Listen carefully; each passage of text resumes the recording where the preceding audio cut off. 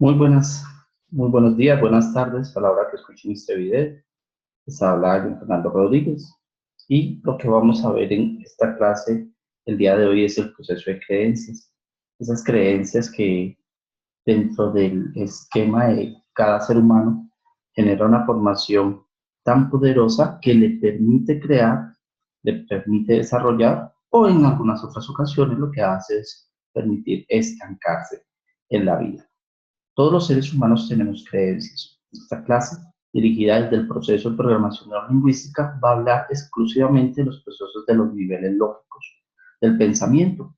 Dentro de ella vamos a tener el proceso de creencias. Y quiero que este proceso que veamos el día de hoy, en esta sesión, la idea es que lo apliques en cada uno de los pensamientos que tienes, en cada una de las situaciones que tienes.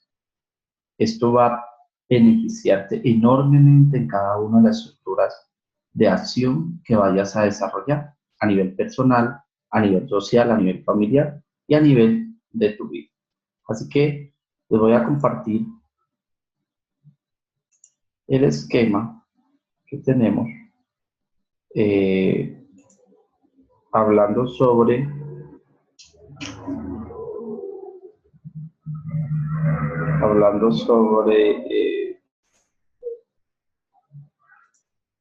sobre el proceso de la programación neurolingüística. Espero que con esto ya tengamos mucha más claridad sobre lo que podemos desarrollar con respecto a lo que tienes en el trabajo que has debido realizar o que estás realizando sobre el proceso de creencias. Recuerda que ahí tienes 6 instrumentos, herramientas claras, precisas, con su objetivo. Y a pesar de que la idea es que hagas solamente una, pues que te lleve las otras 6 para que la desarrolles y la puedas aplicar. Entonces estamos hablando del proceso de la creencia, pero revisemos primero dónde va la creencia en este nivel de comportamiento desde la programación neurolingüística. Entonces tenemos que, que el ser humano, recuerda que esta teoría la encuentras en todos los libros de Robert Dills. Robert Dills es uno de los que hemos referenciado ya varias veces en estos procesos de programación neurolingüística, y él tiene un libro que se llama Cómo cambiar creencias limitantes a partir de la programación neurolingüística. Otro libro que es muy poderoso de Robert Dills es el poder de la palabra. Y ahí vas a encontrar precisamente cada una de estas teorías y va a estar ampliadas. Hay que tener en cuenta que Robert Dills no es el creador de este esquema que estás viendo en este momento en la pantalla. Robert Dills ha tomado esta creación que salió aproximadamente en 1993 como una teoría bien fuerte de Gregory Bateson, es un antropólogo investigador de ciencias sociales, lingüista y psicólogo, y él ha trabajado mucho los campos del proceso del pensamiento del ser humano a través de toda la existencia del ser humano. Y esto se ha aplicado en las organizaciones, en las comunidades, en los procesos sociales, en los programas educativos. Entonces tenemos que este hombre, Gregory, nos comenta de que tenemos 6 niveles en la estructura del pensamiento de cada ser humano. El primero es el exterior, es el entorno. Nosotros construimos pensamientos desde el entorno. Recuerda que cada una de estas etapas que vamos diciendo es la que va a empezar a generar la otra etapa. Si tú intervienes en un proceso de programación neurolingüística o en un proceso de cita clínica o en un proceso con tu personal, con tu grupo de trabajo, los comerciales, tienes que mirar dónde vas a intervenir, dónde es que vas a intervenir y cómo haces para que después de esa intervención se empiece a generar un cambio en el siguiente nivel. El hecho de que yo intervenga un nivel no quiere decir que el nivel anterior que ha intervenido, ¿sí? Cada vez que yo intervenga un nivel, y ahora lo vamos a ver, es simplemente que vamos a empezar a cambiar el siguiente nivel. No es al desorden, no es que de pronto yo voy a decir, es que me voy a meter a la identidad de la persona, no es, primero que todo, no es nada ético, no es nada terapéutico. Tú tienes que llevar nuevos procesos de niveles, porque cualquier idea que tú tienes en el día de hoy ha nacido a través de estos niveles, según toda la visión de programación neurolingüística y de esta estructura de los niveles lógicos del pensamiento. Entonces vamos a empezar por el entorno y revísalo muy bien. Todos los pensamientos, las creencias, la identidad, las capacidades que tú tienes se han desarrollado de acuerdo al entorno que te ha generado tu familia, el nivel social y el nivel organizacional en que te encuentras. Entonces, el exterior es ese entorno, es donde están nuestras enseñanzas, el entorno es donde nos enseña, es lo educativo, es cuando papá nos dice qué hacer, qué no hacer, es cuando papá y mamá en sus primeros años de vida empiezan a construir todo un criterio de comportamientos, de capacidades, y de acuerdo a eso generamos creencias, valores, identidad, y de acuerdo a eso construimos el desarrollo que tenemos en nuestra vida. Entonces, lo primero que tenemos es el exterior. Y eso, infortunadamente, forma lo que nosotros o cómo nosotros nos comportamos. ¿Cuál es la idea? La idea es que, por supuesto, yo genere un proceso de comportamiento de acuerdo a mis valores, a mis creencias, a mis capacidades, a lo que yo deseo.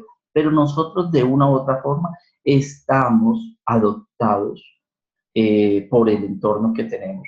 Y por ahí dicen que los primeros 7 años de todo ser humano condicionan el comportamiento posterior. Y eso es la enseñanza, la primera enseñanza básica que hemos tenido en nuestro hogar. Así que este proceso del entorno, del exterior, en muchas ocasiones, la mayoría de veces, puede llegar a ser muy limitante.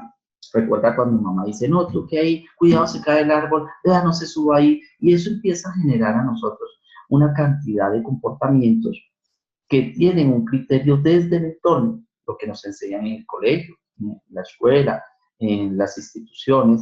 Nosotros empezamos a generar creencias, habilidades y comportamientos desde esa enseñanza, desde esa enseñanza. Eh, Ahora, que esa enseñanza sea buena o sea mala, eso nosotros no lo podemos comentar ni decir. Hay muchos autores que están en contra, creo que hay más autores que están en contra de la enseñanza que nosotros, especialmente acá en Colombia, vivimos, de los que están a favor. Uno de los grandes sabios de Colombia, que es el doctor Rodolfo Ginás, el gurú de la neurociencia en el mundo, durante 15 años dirigió los programas de neurociencia en el mundo, es uno de los que critica fuertemente, muy sarcástico en sus críticas frente a la educación en Colombia. Dice que definitivamente lo que hace la educación en Colombia es limitar. A él le debemos el término en Colombia del banco educativo, el banco de la enseñanza, donde el profesor simplemente lo que hace es consignar una información y retirarla a través de un examen. Entonces hay muchos contradictorios, más que adeptos a la doctrina de enseñanza que nosotros tenemos, especialmente, y hablo de Colombia. Entonces eso de que, mira, el techo es de color rojo, los árboles son de este color, son verdes, el cielo es azul. Dice que eso es un proceso tan limitante y es el exterior que está metiendo una información que de una u otra forma le permite al cerebro del ser humano generar un paradigma y una creencia donde no va a tener campo o cabida otra información. Entonces, ese es el exterior. Es donde ocurren las cosas, donde suceden las cosas. Nosotros hemos hablado en algunas ocasiones, o conoces algunas ocasiones, de lo que se llama el estrés postraumático. Dentro del proceso clínico, el estrés postraumático lo forma el entorno, la situación que pasa hace que yo genere un comportamiento, una capacidad y una identidad con un trauma en el cual yo siempre voy a estar estableciendo de que me puede llegar a pasar a mí. Eso lo formó el entorno. Por eso uno de los principales auxilios psicológicos que hay, primeros auxilios psicológicos que hay dentro de un proceso en post-trauma, es simplemente hacerle entender a la persona que eso que te pasa en alguna ocasión no tiene por qué volver a ocurrir. Y que esa es la idea de empezar a generar eso. Pero infortunadamente cuando está el entorno, lo que enseña el entorno, que te haya pasado algo que no sea muy positivo para ti, entonces va a generar que tú creas que, es que a mí siempre me va mal, es que a mí siempre me ocurren las cosas negativas. Entonces tú empiezas a crear pensamientos, capacidades, comportamientos, valores y creencias sobre ese suceso que te ha ocurrido en el entorno o sobre esa enseñanza que el entorno te enseña. Empecemos a mirarlo desde algo muy clásico, que es el condicionamiento clásico de Pavlov. donde por medio de una campana y una alimentación hace que el perro empiece a generar eh, una salivación. Ya orgánicamente un proceso del entorno nos puede llegar a generar que biológicamente nosotros empecemos a tener unas respuestas, a pesar que eso solamente haya ocurrido una vez. Hay muchos padres de familia que sacan y retiran a sus hijos de las instituciones educativas creyendo efectivamente que el entorno tiene todo el campo que ver en la conducta disruptiva o adictiva de su hijo. Entonces hay personas que por decir algo, si su hijo está en el consumo de drogas, dicen, no, es que en el colegio fue que aprendió eso, o es que en la calle ocurrió eso. Pero no, los padres a veces se olvidan de que los primeros que formaron identidad, creencias y valores y esas capacidades de que el niño tuviera un criterio de decir sí o no a alguna situación, fueron ellos. Ese es su primer entorno. Por eso hay que simplemente los que son padres, yo como padre, y invito a todos los padres a que revisemos antes de juzgar el entorno en el que está nuestro hijo, entorno escolar, social, de sus amigos, revisemos cuál fue la identidad que nuestro entorno primario, que es el núcleo familiar, formó para que él tuviera la capacidad de tomar las decisiones que toma en la actualidad. Ese es el exterior, es donde ocurren las cosas, donde se producen las situaciones que más adelante va a generar un comportamiento que es nuestro segundo nivel. ¿Listo? Entonces nuestro segundo nivel es el comportamiento. Recuerda, comportamiento es diferente a conducta. Conducta es todo el conjunto de creencias, valores, de pensamientos que yo tengo, de juicios que yo tengo. Y el comportamiento es la actuación que yo tengo frente a un medio social, ¿vale? Yo puedo llegar a decir que hay una persona que fuma, ¿sí? Y su conducta le permite fumar, pero si está en una situación, está un hospital, en una clínica, donde no se debe fumar, él se comporta de acuerdo a esa demanda. Entonces, el comportamiento es cómo nosotros, en ese entorno de donde salimos, de lo que nos enseñó ese entorno, cómo nos vamos a comportar. En ese comportamiento es donde hay la primera interacción que nosotros tenemos de un diálogo interior, relación. O sea, si mamá o papá o mi entorno me ha enseñado esto, entonces, ¿qué comportamiento yo debo tener frente a un nuevo entorno que yo tengo? Por decirlo de alguna manera, o frente a una nueva situación que yo tengo. Ahí mira que ya empezamos a revisar un proceso paradigmático y es, yo me comporto de acuerdo al entorno donde me he creado, donde yo me he dirigido a través de ciertas normas y de ciertos procesos. Entonces, primero tenemos el entorno, el exterior. Desde ese exterior nosotros revisamos cómo nos comportamos y recuerda lo que hemos dicho, el comportamiento es hasta tu forma de vestir. Vamos a verlo de una forma muy biológica, muy sencilla, muy cruda, muy clara. Y es de acuerdo en el ambiente que yo estoy, de acuerdo en la ciudad que yo estoy, de acuerdo al clima en que se mueve en cada ciudad, o sea, el entorno, yo tengo un comportamiento de estilo. O sea, no es lo mismo estar en Bogotá en un clima que es frío, ¿sí? Y el proceso de vestir es muy diferente a, por ejemplo, un Huila, un Cali, que es un lugar supremamente caluroso y que la gente viste de forma diferente. Así que ya con este pequeño ejemplo vas a poder entender qué es lo que genera el entorno frente al comportamiento. Yo genero situaciones frente o hago acciones o genero comportamientos frente al entorno donde me muevo, que el entorno es el que me enseña. Entonces, primero el entorno me enseña, yo me comporto de acuerdo a esa enseñanza, de acuerdo a ese entorno, y como me comporto, yo encuentro e involucro en mí el tercer nivel del pensamiento lógico, niveles lógicos del pensamiento, que es la capacidad.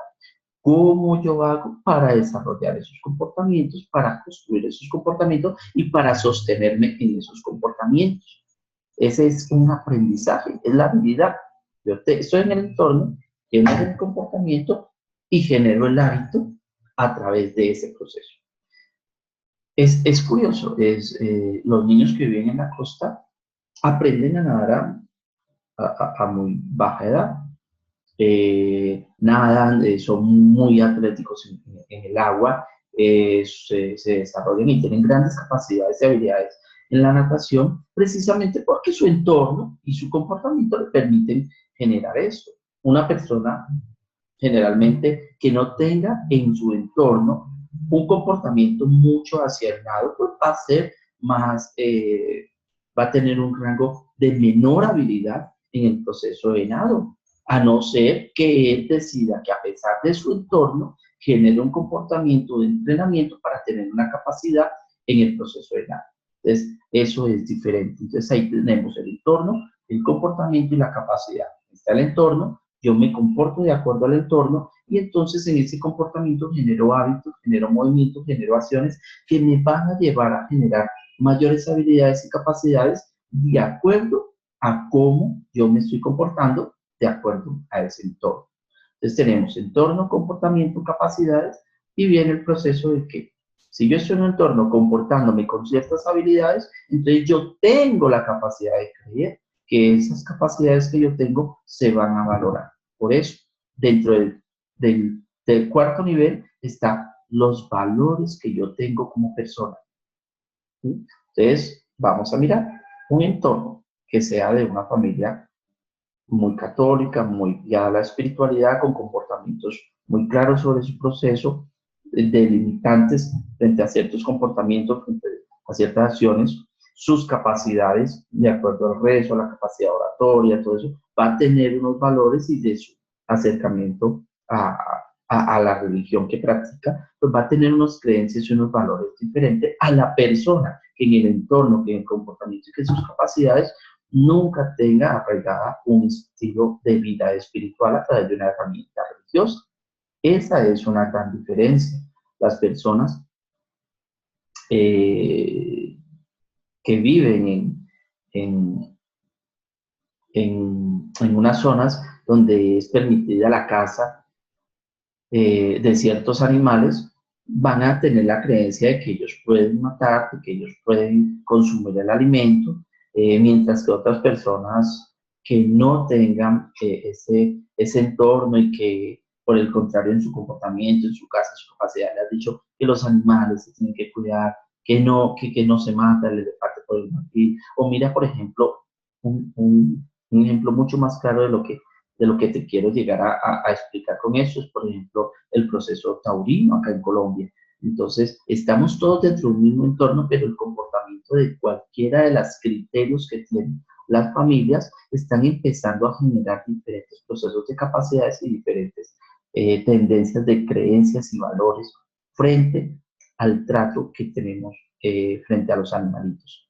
Entonces, ahí ya tenemos una creencia. Ese niño que, por ejemplo, vive en un entorno donde nunca hubo una norma, un proceso de cuidar a los animalitos, pues simplemente no va a respetar el proceso ni va a creer que es importante valorar a los animalitos. Mientras que una persona que ha estado siempre al cuidado de personas que le estén enseñando, que le estén platicando sobre los animales, sobre el cuidado, sobre la relación, sobre ese proceso, pues va a tener unas grandes capacidades, unos grandes comportamientos y unos grandes valores y creencias sobre defender a los animalitos. Es eso, y yo creo que va siendo como muy claro el proceso. Entonces, ahí en las habilidades es la dirección que yo le quiero dar a mi vida. Yo lo estoy colocando con ejemplos muy claros, pero la idea de estos procesos de creencia tiene que ver con lo siguiente. Te voy a mostrar un cuadro que voy a pasar, permíteme, para revisar el proceso de creencia.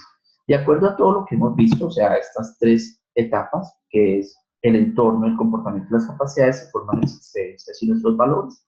Las creencias tienen tres fases, tienen tienen tres inclusiones en nuestra realidad. Y esas tres inclusiones en la realidad tienen que ver con todas las esferas de nuestra vida. Las creencias se dividen en creencias de resultados, en creencias de capacidad y en creencias de merecimiento. Pues, de acuerdo a lo que tú hayas vivido, al entorno, a los episodios, a los comportamientos y a las habilidades que has desarrollado, tú vas a tener unas creencias de resultados. Y esas creencias pueden ser muy esperanzadoras o pueden ser totalmente desesperanzadoras. Entonces, una persona que siempre ha estado acompañado de su entorno familiar o de otro, o personas allegadas al entorno familiar, donde haya sido cultivado el proceso a la lectura, al estudio, donde es ayudado, donde es criado a través de la lectura, donde tiene los libros, donde hay lecturas constantes, donde hay un ambiente completo de enseñanza, de que las cosas se pueden hacer, de que logra buenas metas, de que logra buenas notas. Esa persona siempre va a tener una creencia de resultado muy esperanzadora hacia el nuevo conocimiento y hacia el nuevo proceso de información. Mientras que la persona que, por ejemplo, su papito, su mamita, en vez de animarlo a eso, no lo anima, por el contrario, le dice que él no es bueno para nada, que él siempre, como siempre, sacando malas notas, pues siempre va a tener una creencia de resultados en su vida totalmente desafortunadas, negativas. En el proceso de la creencia de la capacidad tiene que ver con lo mismo. Las personas creen que son capaces. Mira, por ejemplo, hay niños que a la edad de los 2 años están siendo estimulados, trabajados dentro del proceso de estimulación adecuada, y hay niños que a los 6, 7 años tú los ves subiendo a los brincabrincas, a los pasamanos, y son unos niños que son muy capaces de subir a un árbol y todo, y han generado mayor capacidad biológica y agarre, de fuerza, de destrezas locomotoras, mientras que hay niños que son muy sobreprotegidos, en la cual la capacidad de estas actividades locomotoras pues no se han desarrollado porque mamita siempre está detrás de él y no lo deja subir al árbol y no lo deja ensuciar y no lo deja coger aquello y no lo deja correr porque de pronto se cae. Entonces, en su vida esto va a empezar a generar una creencia muy poderosa, que es la de capacidad, la de poder hacer algo o la de no poder. Y hay niños hay adolescentes que están inmersos en una dificultad y con esa capacidad de creencia pueden decir, es que yo no puedo, es que yo no sé hacer las cosas, es que yo nunca he podido, mientras que otros pueden llegar a estar muy establecidos en decir, sí, se pueden desarrollar y se puede generar herramientas de crecimiento, de saltar obstáculos y de llegar a una meta. Entonces tenemos creencias de resultado y creencias de capacidad. Y fuera de eso, estas dos se unen para revisar las creencias de valoración. Te voy a dar un tip así, suavecito, claro y preciso. Tu dinero, tu proceso financiero. Si dentro de tu proceso financiero no hay algo para que tú mismo inviertas en tu agrado, eres una persona que sin darte cuenta estás generando una creencia de poca valoración a tu estilo de vida. Es importante financieramente que cada vez que tengas un dinero de tu nómina, de tu proceso que hagas, te mimes, por decirlo de alguna forma, te mimes, te regales algo, te generes algo, que haya un proceso para el ahorro. Y todo esto tiene que ver con las creencias de merecimiento que yo tengo. Hay personas que dicen, no, es que no me alcanza la plata, es que no tengo para esto, es que no me puedo comer un helado. Y ese proceso de merecimiento que tiene, o de poca valoración al merecimiento, va a generar un estilo de vida con crisis financieras constantes. Si te das cuenta, estos procesos de creencia están muy marcados no solo en nuestros campos laborales, no solo en nuestros campos educativos, no solo en nuestros campos de aprendizaje, sino también en nuestros campos exclusivamente de nuestro pensamiento lógico. ¿Cuál es tu creencia que te acompaña? ¿Es la creencia de resultado de esperanza o de desesperanza?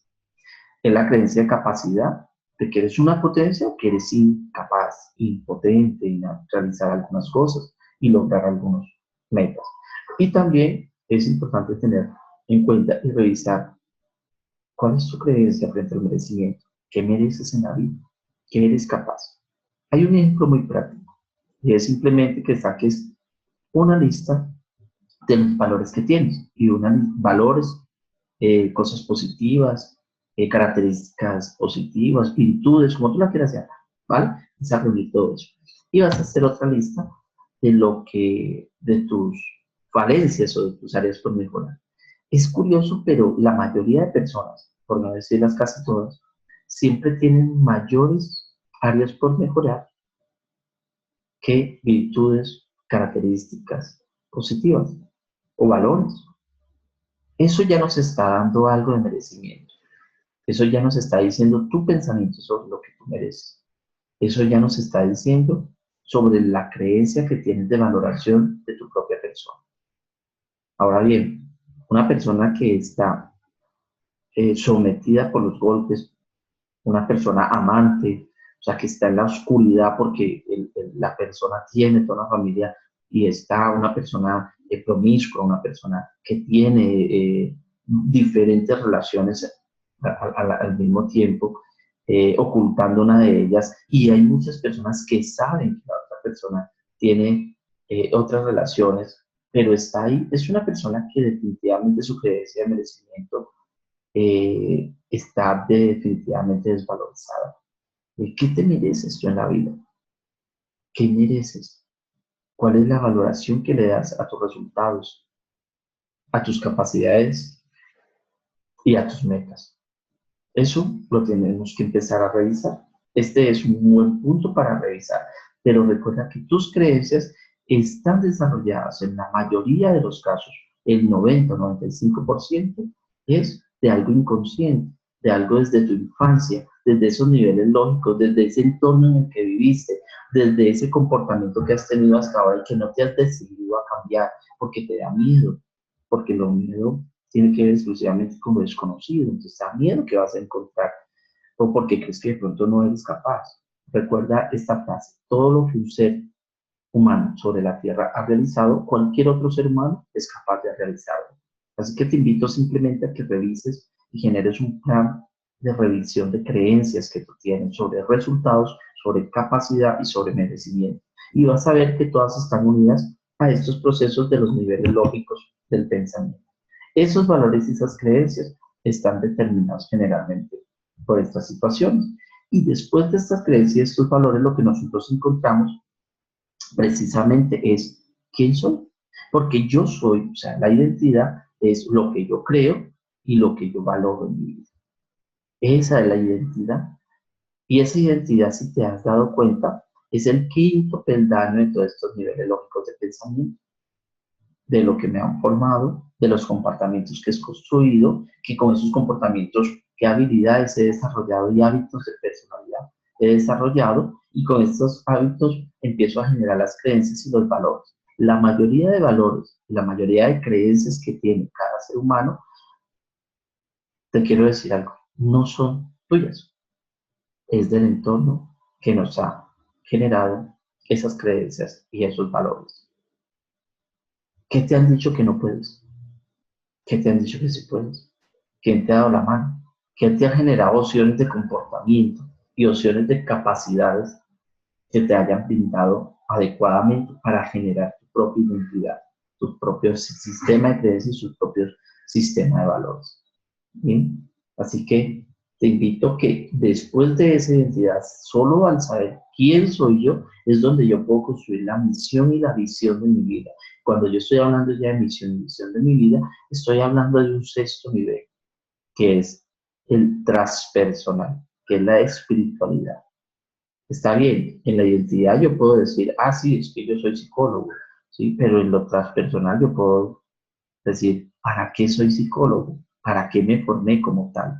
Yo puedo ser directivo de una empresa, yo puedo ser gerente de una empresa.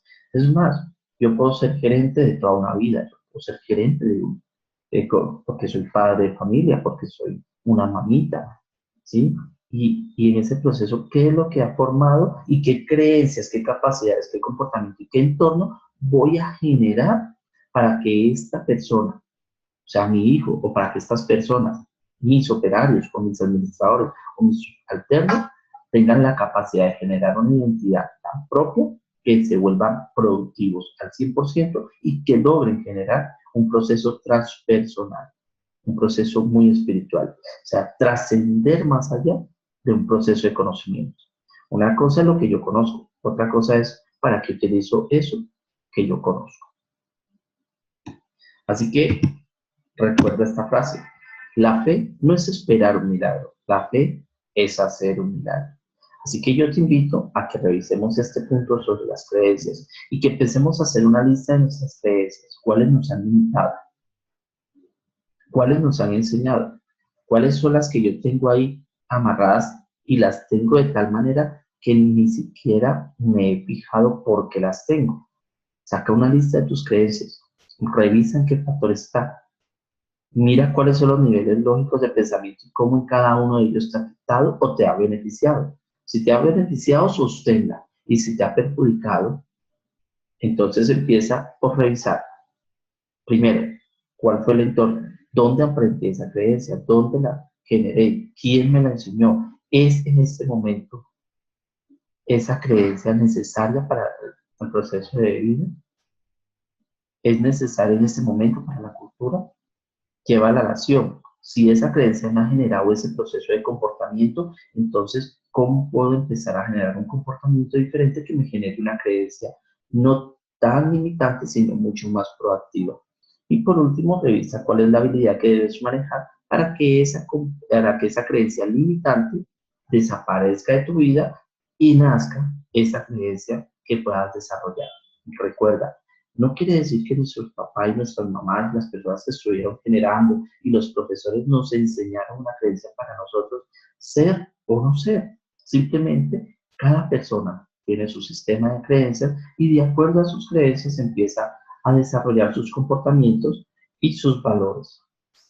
La señora que en algún momento le quema las manos a sus hijos porque cogieron un dinero, porque robaron o porque le pegaron con una, no es que ella quiera hacerle daño al niño.